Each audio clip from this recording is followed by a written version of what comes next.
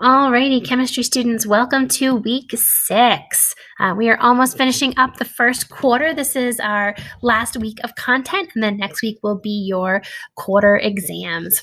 Alrighty, guys, so you are watching your week 6 instructional video. This will be a little bit more than we have in the past. We've changed our policy, so now I'm going to give you an overview, but I'm also going to go through and teach you just a little bit about the biggest ideas for this week. We'll also review them during our class time. And then, of course, I'm always available in office hours on Tuesday and Thursday. All right, so here's a brief overview of what we're going to be looking at this week.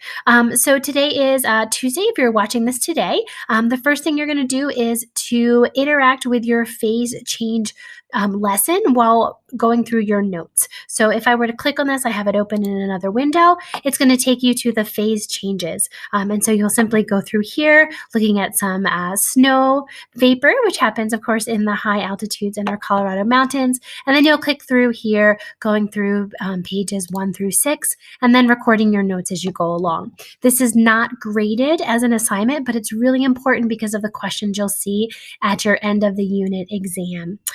You will go through and read a lot about the different processes connecting kinetic energy and to intermolecular attractions or forces that we talked about last week. You'll have a chance to read about losing versus gaining energy. And then you'll also have a chance to watch a simulation about ice basically being melted over time. And I really like this simulation when you play it. It's in real time. Obviously, it's just a model, but we're walking through and seeing what happens to this ice cube over time. So I want you to notice these temperatures. So notice this -5 degrees. It's hanging out there for a little bit. And then we're going to watch as time goes on, those molecules, they're vibrating, but very, very slowly. And then as we're adding more and more heat, we're going to start to notice some things happening. Our solid is still solid ice, but then over a little bit of time, seems to be frozen here. There we go. It's going from -43210. And notice that now the molecules are moving a little bit more, but they're staying at 0. And wow, it goes up really, really fast from 0 all the way up to 100, the boiling point of water. Now, it stays at 100 for a long time. Look at the kinetic energy. And now all of a sudden our molecules are moving very, very fast. So I want you to have a chance to look through that as you answer some questions about that demonstration. That will finish us up for your notes after you finish going through all of these 6 pages. Going back to our weekly piece here after Tuesday's lesson on the phase change notes, you're then going to watch a video lesson on heating and cooling curves. So when you click on this, or you can just get to it through the module links, what you're going to do is you're going to see a short little video. It's about 12 minutes long. I didn't make this. This was actually made by one of our other chemistry teachers here at Elevation High School. And so he's going to walk you through. It's always great to have another teacher explain it. And then you're just going to answer 16 questions, okay? You have an unlimited number of attempts to get full credit. So that's a great chance to earn some of those points to wrap up for the semester. All right, as we move into our other rest of week 6, I will take you over back to our pacing guide so you can see where I'm getting everything from. And here in my pacing guide, I've talked about Tuesday and Wednesday. For Thursday, this is going to be an apply assignment. So this is the one that does have a 20% deduction on it. And so it's reminded to you here. You'll click on this link, which I'll do in just a second. You're going to have a chance to graph your own heating curve. Here is the rubric. So you can see what it is that I'm looking for so that you can earn full points. So I'm looking for your heating graph to be plotted out either on paper, or you can do it in an Excel file. Your heating curve questions, which are related to 4 through 13, and then your cooling curve questions, which are 14 to 20. There's also an on-time piece, which you know about already. So what this assignment looks like is when you click on Google Cloud Assignment, it's going to invite you to make a copy. And when you do that, little slow to load here, you'll have your own copy that you can upload. Here's the data. Not as fun as being in class and actually getting to do this, but you'll notice the temperatures over time. So time is on our x-axis, temperature is on our y. So you're going to plot out that graph, and then you'll see those instructions for plotting, and you'll label your sections A, B, C, D, and E, and then you're going to go through and answer these questions, 4 through 13, and then 14 through 20. Okay, and you'll upload that as your assignment for the apply assignment. Okay. All right. So that puts us through for the the two big assignments for this week. The third and final piece, which is also very important as we go back to this, is your end of matter unit exam. So as we get ready for our time in our quarter final, it's going to basically be a combination of your mid-unit exam and your end of unit exam. So on Friday, I have it in the calendar for you to complete that. You have 2 attempts. If you would like a third, you will need to complete it before Monday the 5th, and you do need to meet with me in between that time. So if you're working on it early this week and you want to make an arranged time for us to get together, that's totally fine. We can try to make that happen on Monday. I don't have officially scheduled office hours, but I'm more than happy to make an appointment to give you a chance to work through some remediation to earn as many points as possible. Okay? Notice the points for this week: 16 for this video lesson, 30 for your apply assignment, and then 50 for your end of matter unit exam. Otherwise, Monday's just a wrap-up day. Make sure you get everything in by the 5th at 11:59 p.m. And your quarterfinal will be published at 8 a.m. on Tuesday the 6th. So we're going to take some time today to walk through the biggest idea in our unit. And our big work this week will be associated with heating and cooling curves.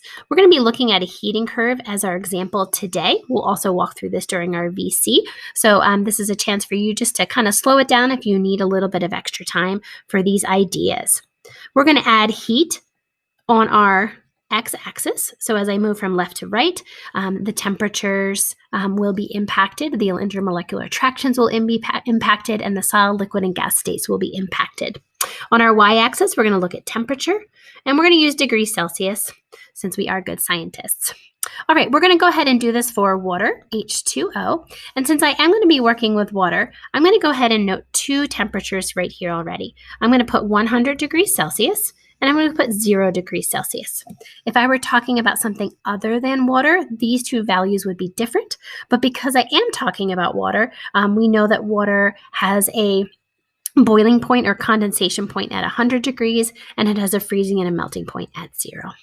So as I go through this, I'm going to do this in a couple of different colors. I'm going to imagine that I have that piece of ice, and it's pretty darn cold. It's maybe around -10 degrees. And I'm going to start to add heat. And we know that when I add heat, of course, I'm going to see a temperature change at first. So that ice cube is going to go from somewhere below 0 degrees all the way up until it hits 0. And when it hits 0, something remarkable is going to happen. What we want to first note on our graph is that this is solid at this point. We're just talking about a solid piece of ice. When you add heat, one of 2 things can happen, but never both at the same time. The first thing that can happen is that we change the average kinetic energy, or we change the temperature. So I've got a solid that is increasing. But once I get to the 0 degrees Celsius, this is a remarkable point for water, and I see that my heat energy actually goes in to making a change. I'm going to put this in green. And all of that energy is going to go into a straight line here. And I'm going to go from being 100% a solid, ultimately into 100% as a liquid. Okay, this point right here is actually referred to as latent heat. You don't need to know that, but that means hidden heat. So it's almost like nothing's happening. But in actuality, something really big is happening. My molecules are starting to move further away. I cannot change the temperature until I've converted it entirely into a liquid. All right, once I've got completely into a liquid, I'm going to start seeing a change in temperature, and I'm going to start rising and rising and rising pretty quickly until I get to that 100-degree temperature mark. At this point, my increasing positive slope is liquid. And then once I get to 100 degrees, again, something remarkable is going to happen. My curve is going to flatten out. Okay, we're going to flatten the curve here. We've been hearing that phrase a lot with COVID, right? And I now have a liquid 100% on this side, but as I transition, I'm going to convert it into a gas over here. So all the energy is going to start breaking apart those intermolecular forces and allowing that liquid to turn completely into a gas where the molecules are much, much further apart. Once I've completely separated them into their gas state, then they can go on and continue to rise. And whenever I'm here, I'm in a complete gas state. Okay, so now I've got my graph here where I've got increasing, flat, and increasing. The last thing I wanted to mention to you are 2 really important words in science. We have the word endothermic. I know you've heard that before. Endothermic, endo meaning in or into. I'm going to basically heat is coming in. or being absorbed from the surroundings. So when I'm moving in this direction, from left to right, heat is being absorbed. When I'm going in the opposite direction, I have what's referred to as an exothermic change here, and I'm going to be going in this direction where heat is going to be released. Okay, so if I'm going from a gas to a solid, all that heat energy is released, and then I get those molecules closer together and I feel heat released. Okay, the very last thing I want to mention to you, and I'm going to put this over here in pink, is again this 100-degree line. Sorry, I didn't make that perfectly. This should all be the same line here. That 100 degrees and the 0 degrees, those are our points where transitions happen. So 0 degrees, of course, is called the freezing point if I'm going from liquid to solid, but it's also called the melting point if I'm going from solid to liquid. So they are one and the same right here. Up here, I have my boiling point. If I'm going from liquid to gas, I have the condensation point if I'm moving from gas to a liquid. Okay, so those are questions you could be asked about as well. This is a great reference. I hope you have something like this in front of you as you do all of your questions and your quizzes and tests over this material. It's a wonderful reference to use to remind you about these big transitions.